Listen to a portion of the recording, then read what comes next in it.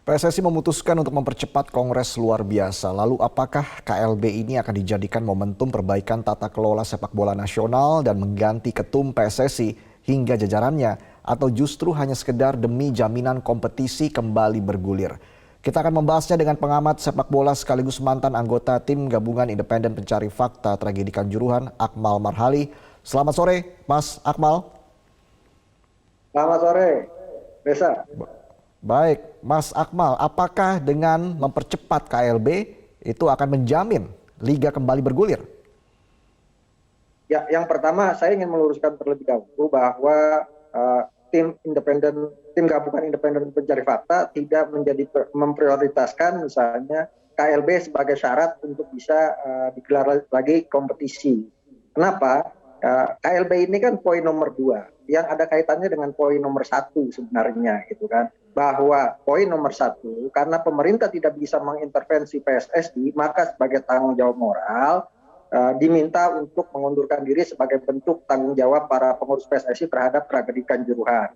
Nah, ketika kemudian terjadi mundur para pengurus PSSI, EXCO-nya mundur, kan terjadi kekosongan kekuasaan. Nah, ketika terjadi kekosongan kekuasaan, maka harus dilakukan kongres luar biasa sebagai sarana untuk memilih pengurus baru setelah pengurus yang ada mengundurkan diri. Jadi KLB ini adalah syarat ketika kemudian para pengurus PSSI ini mundur dari jabatannya sebagai tanggung jawab moral.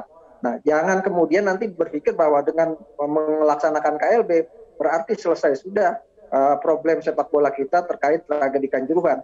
Jangan pula kemudian ada pemikiran bahwa KLB ini digelar sebagai alat negosiasi. Ini yang bahaya. Yang bisa menjamin kompetisi ini bisa berjalan bukan KLB-nya, tapi bagaimana PSSI memberikan jaminan-jaminan sesuai dengan rekomendasi yang dikeluarkan oleh TGIPF. Ada 12 rekomendasi yang dikeluarkan. Salah satunya misalnya adalah perbaikan statuta atau revisi statuta. Kemudian yang paling penting adalah sinkronisasi antara FIFA Safety and Security. Persoalannya di sini adalah PSSI memutuskan untuk mempercepat KLB sementara belum ada satupun pengurusnya yang mundur ya. Itu yang tidak sesuai dengan rekomendasi TGIPF. Anda tegaskan seperti itu ya, Mas Akmal?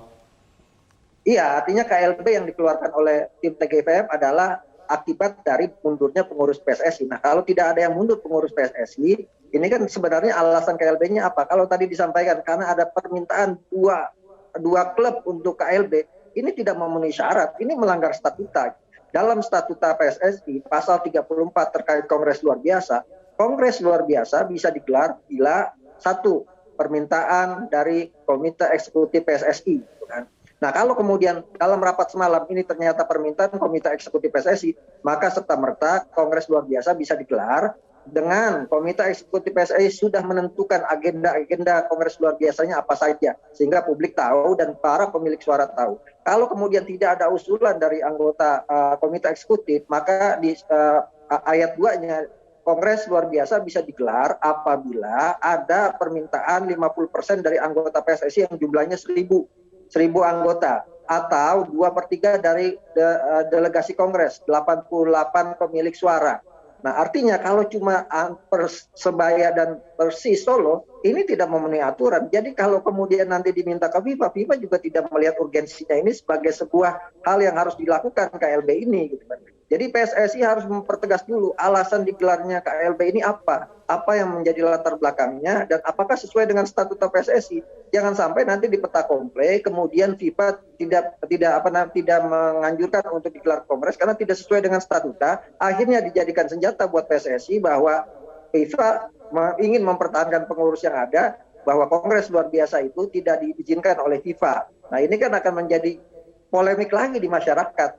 Kita berharap bahwa KLB ini benar-benar dijalankan untuk kepentingan sepak bola kita masa depan. Jangan sampai dijadikan sebagai alat negosiasi. Karena itu TGIPF tetap konsisten bahwa seluruh kasus, mau ada KLB atau tidak KLB, seluruh kasus Kanjuruhan, kasus pidananya harus tetap jalan. Oke, tapi kalau menurut salah satu exco yaitu Hassani Abdul Ghani mengatakan cara lain yang ditempuh oleh PSSI untuk menggelar KLB PSSI adalah exco dapat mengusulkan pengadaan KLB asal mengantongi dukungan dari 1/3 peserta rapat. Itulah taktik yang digunakan untuk menggelar rapat darurat exco pada Jumat malam. Bagaimana Anda melihat ini? Ya, itu betul. Artinya kalau semalam misalnya 12 exco itu memang memastikan bahwa harus digelar kongres luar biasa karena keadaan darurat, gitu kan.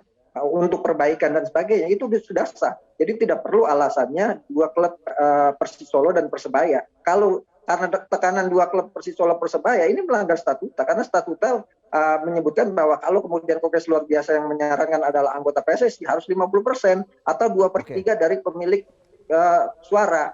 Nah, ini yang kemudian harus dipertegas oleh PSSI. Jangan sampai kemudian seolah-olah karena dua klub ini menekan, seolah-olah PSSI ingin menyelamatkan sepak bola kita gitu kan, dengan atas nama dua klub ini. Nah, ini kan artinya nanti FIFA akan melihat kalau ternyata hanya dua klub yang menyatakan menginginkan kongres, itu tidak memenuhi syarat statuta. Dan bisa jadi FIFA tidak mengizinkan digelarnya kongres luar biasa. Jangan sampai kemudian wacana kongres luar biasa ini dijadikan bargaining dan juga dijadikan alat politik untuk kemudian PSSI sekedar bagaimana kompetisi ini jalan. Kompetisi ini bisa jalan bukan karena KLB. Kompetisi ini jalan karena PSSI menjalankan semua rekomendasi-rekomendasi yang dikeluarkan oleh TGIPF. Salah satunya adalah jaminan tidak ada lagi korban jiwa di sepak bola.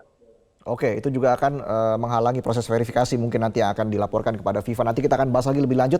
Tetaplah bersama kami pemirsa di Prime Time News.